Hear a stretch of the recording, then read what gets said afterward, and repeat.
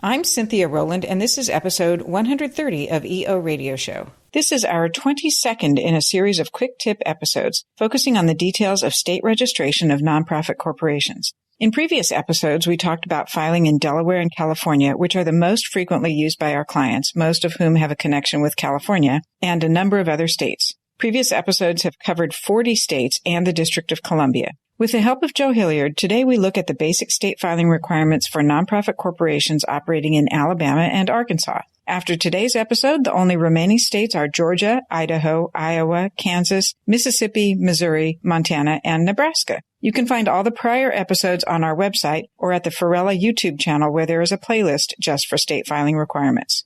Welcome to the EO Radio Show, your nonprofit legal resource. Brought to you by the Exempt Organizations Group at Farella, Braun & Martel. My name is Cynthia Rowland, and I'm a partner at Farella. I'm a business and tax lawyer with more than 30 years of experience advising clients on nonprofit and charity law. Through this podcast, our lawyers and guests will discuss a range of legal and business issues impacting the nonprofit world, because we understand you work hard every day to make your community a better place to live and do business. Many of our programs focus on the basics, and at times we'll do a deep dive into narrow and complicated legal issues. Again, welcome to the EO Radio Show. We're glad you're here. As we discussed in previous episodes, nonprofit corporations are one variety of fictitious business entities. Others include partnerships and limited liability companies. The laws of all the states prescribe certain formalities that organizers of these business entities must go through so that the entity can be regulated and subject to legal process as a legal person. Since business enterprises aren't natural persons, the laws have developed mechanisms for treating them like natural persons. This is where the state filings come into play. In order for the organizers of these fictitious entities to take advantage of the protection of the laws, they have to provide notice as to the legal name, the state whose jurisdiction they're claiming for corporate organization laws, a physical address where they can be served with legal process, and certain other information. In this episode, we aren't going to dive deep into the pros and cons for where to incorporate, but instead we are focusing on the ease of formation, standardized documents that are available, filing fees, and similar procedural matters. As with all the states we have discussed, if you do business as a nonprofit corporation in Arkansas or Alabama, or solicit charitable contributions there, even if just through the nonprofit corporation's website, the nonprofit may need to have a legal presence and be registered in these two states. For the details on these states, we welcome back Joe Hilliard. Joe is a senior paralegal at Farella. He specializes in formation and compliance matters for all manner of entities, and in particular, charities that are tax exempt under Internal Revenue Code Section 501c3. Prior to working at Farella, Joe worked in-house for several real estate development and management companies in Southern California, working on real estate purchases and vendor contracting. Welcome back, Joe. Welcome back. It's good to be here. All right. So as we've been doing recently, let's do our regular update. Any changes in the state laws worth noting for our listeners? Yeah, no, for sure. So updating just from last month, we were talking about Oregon last month, and then since then, on May 27th, the governor signed that House Bill 3588, which approved the amendment to business organization law with respect to business addresses. As we may recall, the bill authorizes the Secretary of State before filing any document to verify that a business's entity's principal office, its records office, or the principal office last listed in a document is an actual physical street address and not a mail forwarding service, a virtual office, or like a commercial mail receiving agency. The bill also provided that the Secretary of State could verify that address, the address of registered agent as well for filing. It took effect immediately on that enactment. So since May of this year, they have put up a higher stringent for that. I mean, I know we talk about that a little here with having a principal office, and we've seen that where people use a mail annex and postal annex, someplace like that, and they put a unit number for what's the box number, and it flies through. But obviously Oregon is cracking down on that. Again, this seems to be just, again, the higher stringency of security that we're seeing across the country in so many places being put into effect. Yeah, Oregon wants to find a real person at a real place. Correct. Yeah. And then by contrast, and one of the reasons we're going to talk about one of our states, Alabama, today is because they have recently updated their laws as well. Their governor Senate Bill 522 on April 16th, and it was effective 90 days after their adjournment, which is pretty close to about now with most states. Their definition of a principal office under corporation and LL statutes to permit a domestic or foreign corporation or an LLC without a principal office to designate the registered agent's address as long as that entity has a Secretary of State registered physical address and the name of an officer or director. So as the world changes, offices are remote. Here we're seeing two very different laws on opposite sides of the country. Alabama's like, well, use your registered agent and be good. And Oregon's saying even your registered agent needs to have a real street address, let alone you as a person having to have a real address. So you're seeing two opposite ends of this. Yeah, interesting. So those are notes to file. On to our regularly scheduled program. Let's just start with Alabama then, since we're already talking about them. How does a nonprofit corporation form in Alabama? For sure. So in Alabama, their Secretary of State governs entity formations. They have an online services section to their website where documents can be filed, but as always, though, you can have all their forms available for printing and over-the-counter submissions as well. For their domestic nonprofits, they have a 3-page form, Domestic Nonprofit Corporation Certificate of Incorporation. However, in Alabama, a name reservation must be filed first, which was kind of interesting. So it's 2 pages, the reservation, with a checkbox for what kind of entity and what the name is you're requesting, and then a name and address for the requester. Then that approved reservation needs to be attached to your actual certificate of incorporation. The certificate itself notes a lot of our basics, your name, your registered agent. It does have, as always, some quirks. Section 3 is a checkbox for whether you have members or not. Section 5 is a statement of purpose that, quote, the purpose for which corporation is formed includes the transaction of any lawful business for which nonprofit corporations may be incorporated in Alabama under Title 10A, Chapter 3A of the Code of Alabama, unquote. In other words, mind your local rules. Good point. Section 7 notes the names and addresses of the initial directors, quote, may be attached, unquote. And then Section 8 notes, quote, unless an attachment to the certificate of incorporation provides that a change in the number of directors shall be made only by amendment to the certificate of incorporation, a change in the number of directors made by amendment to the bylaws shall be controlling. In all other cases, whenever provision of the certificate of incorporation is inconsistent with a bylaw, the provision of the certificate of incorporation shall be controlling, unquote. So I guess that's good. I mean, we always talk about what we put in the public and what we don't. And here it says that whatever's in the public will control. So that's good to note. And if there's a difference, and it does often happen that boards change their bylaws and forget altogether that there's a certificate of incorporation that might be different. Good reminder. Yes. That the certificate of incorporation in almost all states, I would say all, except I haven't checked them all. I've just never seen it the other way around, where bylaws would be superior to their certificate. So then Section 9 of the form is another very interesting proviso. It says, quote, pursuant to Section 10A-3A-2.02B4, again, that would be to the Alabama Code, a director shall not be liable to the nonprofit corporation or its members for money damages for any action taken or any failure to take any action as a director except liability for 1, the amount of a financial benefit received by a director to which the director is not entitled, 2, an intentional infliction of harm on the nonprofit corporation or its members, or 3, a violation of the same section or 4, an intentional violation of criminal law, unquote. So it really sets out some liability issues, which we've really not seen in any of the states we've looked at prior to here.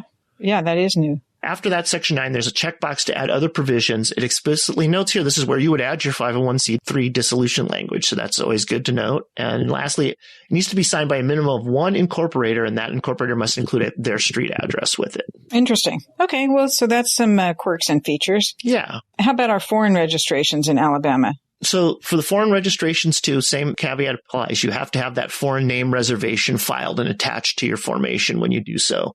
The form itself is a 2-page foreign corporation, business, or nonprofit application for registration. As that title indicates, this is one of those forms that we've seen before that have corporations, whether they're profit or nonprofit, use the same form. Same here, it can be filed online or by signing an original and sending it in. It's very, very straightforward. Basics of what we see on all these foreign registrations: the name, where and when formed, an address, and an Alabama registered agent. Per Section 11, it does need to have a specific date when it will begin transacting business in Alabama. It doesn't have like the date of filing box that we see in most states. It wants you to have an actual date printed in. So I guess ideally you would put the date that you were filing the papers there. Just remember that you've got to print it in versus saying not leaving something blank there. Unlike the domestic form, it also has an additional page of business owner questions, which is whether it's a small business, minority owned, women owned, or whether you would not like to respond. Unlike most states, there's no need to obtain a good standing from the home state here. Section 6 is simply an attest that says the undersigned certifies that the foreign entity currently exists as a valid entity of the type stated above under the laws of the entity's jurisdiction of formation. So you're attesting to it, and that's the end of it. All right. Let's talk a little bit about some of the mechanics, the cost, the response time, and then we'll move into annual filings. For sure. So the name reservation is $25 for both the domestic and the foreign. And then filing for a domestic nonprofit is $200. And for the foreign, it'll be $150. It's actually $50 cheaper. So with that 25, you're talking $225 and $175 in total. And then while the Alabama Secretary of State does not note processing times, service providers notes it takes 1 to 2 weeks for mail filings and up to 1 business day for online filings. There is an expedite of $100 for 3 business day turnaround as well. Again, that would probably be more for your mailing than for your online, as we're seeing that. We talk about that here in some states. That does make a difference. Like in Delaware, you pay the expedite and it moves you from, 2 days to like 30 days. So here, but it doesn't seem like it would make a lot of difference if you were filing online. Annual filings. What do we need to include there? So actually in Alabama, there are no annual reports. Per their website, corporations authorized to transact business in Alabama are no longer required by law to file an annual report. The legislation there appealed the requirement back in October 1st of 2024. You will still need to file a business privilege tax return with the state's Department of Revenue. That's for both profit and nonprofit corporations. But in terms of a report to their Secretary of State for annual reports, there no longer is one. So if you change your agent or anything like that, I presume you'd have to. They have a process for amendments that are online. Updating. Yes. Yeah. As I recall, they have specific amendments for agents versus amendments to the articles that you would file, which again is not dissimilar to most states. Most states have a quick form like that you would fill. Yeah. But it's up to you to remember to file if you change anything. Correct. It's not something, like I said, you don't get an annual reminder to say, oh, has anything changed? This one you're kind of on your own to remember. And this goes back to where we talked about that the articles would supersede anything that you have in your bylaws if there's any contradiction, to remind this. Yeah. So I guess that overall makes it fairly cheap to keep the entities. You've paid that initial fee and you're set there with their Secretary of State. I guess that's a good segue into transparency matters. So as we said in the domestic formation, it says you may append a list of directors. It does not say you must. So you're not obligated to. And other than an officer signing for the foreign and the domestic, there's no other point to that of showing. Good to know. Yeah. So I guess that leads also right into this next category of questions. And that is, are we registering with any other state agencies in Alabama? Yes. So there in Alabama, if your nonprofit is organized there in the state, or a foreign nonprofit that solicits, holds assets, or does business there in Alabama, you will be required to file additional registrations with their Attorney General's office. And then, as we were talking about when we discussed the annual reports, all corporations, including the nonprofits, must file an Alabama business privilege tax return with their Department of Revenue. Department of Revenue also handles any and all sales and use tax exemptions you may have to put in place.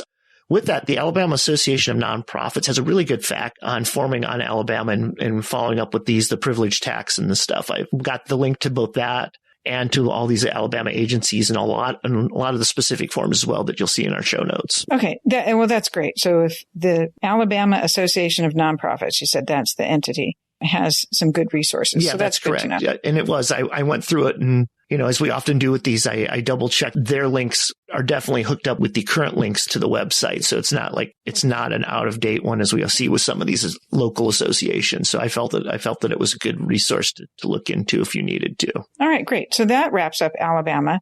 Now let's go to our next A state, Arkansas. Tell us what we need to file a nonprofit corporation in Arkansas.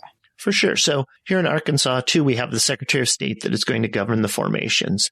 And from their forms section, you have the option directly filing online or printing out the PDF and filing. It's really nice when you go to their forms. They're literally side by side. You hit one button to file online or you hit one button and it prints the PDF. And when you go through, I've got links to that top page and also links to all the PDFs we'll talk about. So you can go directly to the PDFs and look at them if you want.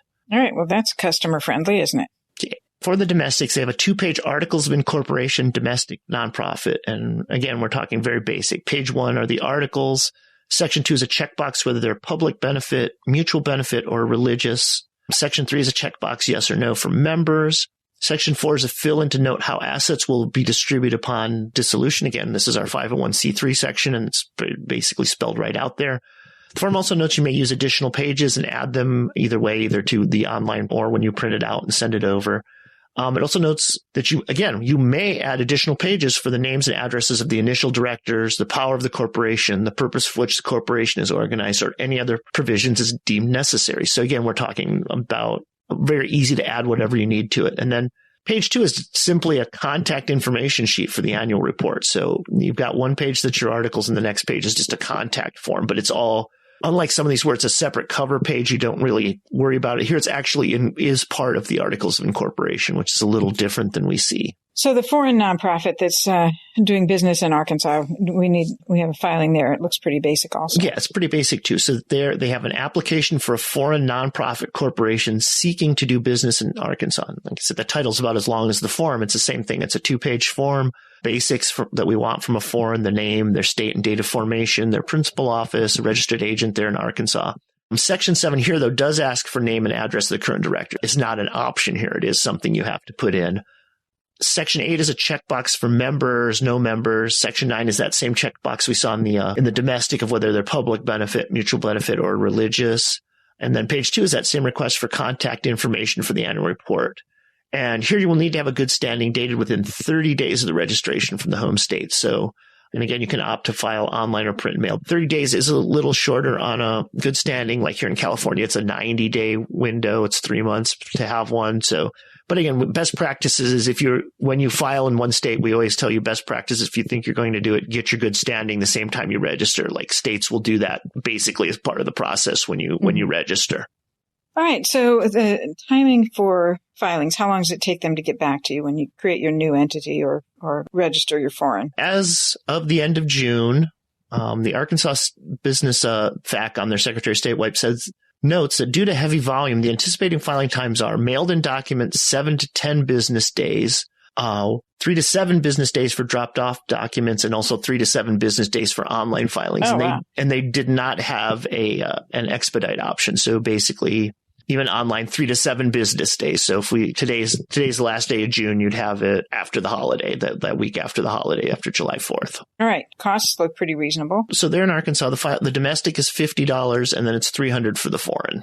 Mm-hmm. And annual filings, same thing? Yeah. So yeah, they do have annual filings. I guess they're cheaper. They are cheaper, yes. But they do have them, unlike Alabama. So in Arkansas, domestic nonprofit annual reports and foreign registrations are due on or before August 1st, starting the year following the filing or out qualification. Arkansas does have separate specific forms for all entities. Here we see a separate domestic and a foreign report. Even though the language is fairly close to identical, they still, the top part is like that. So you make sure that you're in the right section when you're popping it up to fill it out. They're available online for download or online filing, which makes this one of the easier states, again, to file annual reports. Both the foreign and the domestic here will ask for that same information, your registered agent, principal office, and then names and addresses of both the principal officers and the directors. And there's no fee here, however. So, once you pay, same thing. So both of these states, other than your initial startup cost, you're not paying anything to the Secretary of States once you've done it, even though here there will be an annual report. What's the transparency look like? How much information are we providing? As we noted, the foreign registration asks for the directors. And then once you pass that first year, so by August 1st of the next year, all your annual reports will be filed, and you have to have your officers and directors both listed. It is a street address. It doesn't obligate it to be a home address. So just a street address of some sort. Any other state agencies looking over the shoulder in Arkansas? Additional registrations with the Arkansas Secretary of State's specific charities division will be required if the nonprofit is organized in Arkansas, or foreign nonprofit that solicits, holds assets, or does business in Arkansas. This is nice. It uses that same platform we've been talking about to file the articles, and it has the same thing. Here's where you file this, and it has the same drop down. Here's the document to file. So it's a really nice streamlined system. Say, unlike here in California, where you have to go separately to the Attorney General's office to file that. Yeah. Here it's all in the same system, and it all follows the same program. Oh, that's nice. Yeah. And then the Arkansas Department of Finance and Administration governs their tax exemptions. They have a good FAQ on their sales and use tax exemptions. We've linked to that and all the relevant documents and departments for Arkansas as well in the show notes. All right. Great, Joe. Well, so that's a wrap for these 2 states. And as I said at the beginning, I think we have only 8 more to go after. So 4 more episodes, 8 more states, and then we'll have done all 50 states and District of Columbia. So thanks, Joe, for keeping us going, and we'll talk to you again soon. Sounds good. I'll see you next time. So that's all for this episode. Be sure to check out the show notes for all the links Joe mentioned for resources in Arkansas and Alabama, and links to earlier episodes of the states we've already covered. As a reminder, if you go back to earlier episodes for states we've already covered, be sure to check the updated laws and procedures before looking at filing or even doing your annual report in any state. As mentioned at the beginning of the episode, Farella, Braun & Martell has a YouTube channel, and there are several nonprofit playlists, including the one we're building where all the state filing episodes are in one place. So look for that link in the show notes if you want to find an episode for a state already discussed. I'm Cynthia Rowland, and you've been listening to EO Radio Show, your nonprofit legal resource, brought to you by the Exempt Organizations Group at Farella, Braun & Martell. If you have suggestions for topics you would like for us to discuss, please email us at eoradioshow@fbm.com. That's eoradioshow@fbm.com. Thank you for joining us. Until next time, make a difference.